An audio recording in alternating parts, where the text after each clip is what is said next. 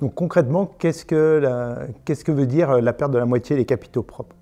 Imaginons que vous avez un capital social de 100 euros, que vous faites des pertes à hauteur de 80, vous avez des capitaux propres à hauteur de 20. Dans ce cas-là, les capitaux propres, puisqu'il ne restera que 20, seront inférieurs à 50% du capital social. Et donc, quand c'est le cas, la loi française impose un contrôle et un suivi des sociétés, notamment pour un petit peu un contrôle de surveillance. Donc, dans ce cadre-là, les associés doivent être convoqués dans les 4 mois qui suivent l'arrêté des comptes et qui présentent des capitaux propres inférieurs à 50% du capital social pour prendre une décision. Plusieurs décisions s'offrent aux associés. Soit ils décident la dissolution de la société, donc l'arrêt d'activité. Donc ce sera soit une liquidation judiciaire, soit une liquidation à l'amiable si les fonds propres de la société permettent de payer toutes les dettes.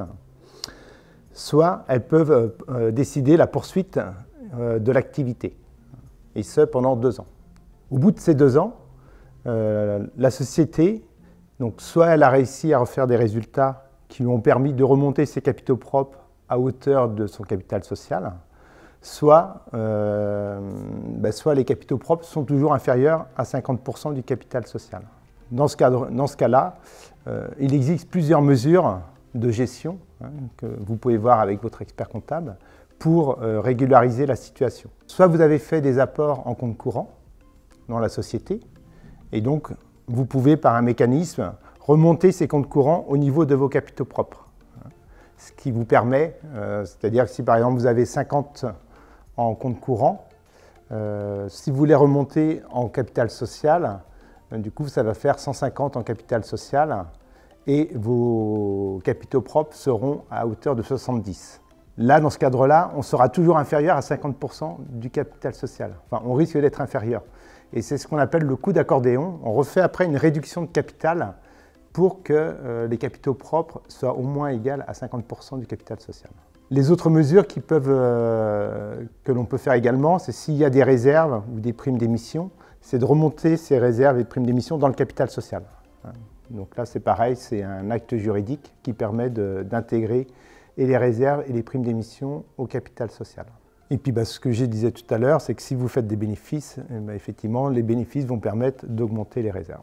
Lorsque vous êtes dans une de ces situations, que vos capitaux propres sont inférieurs à 50% du capital social, il est important de contacter rapidement, d'échanger avec son expert comptable sur ce point, puisque vis-à-vis de votre banquier regarde également le niveau des capitaux propres.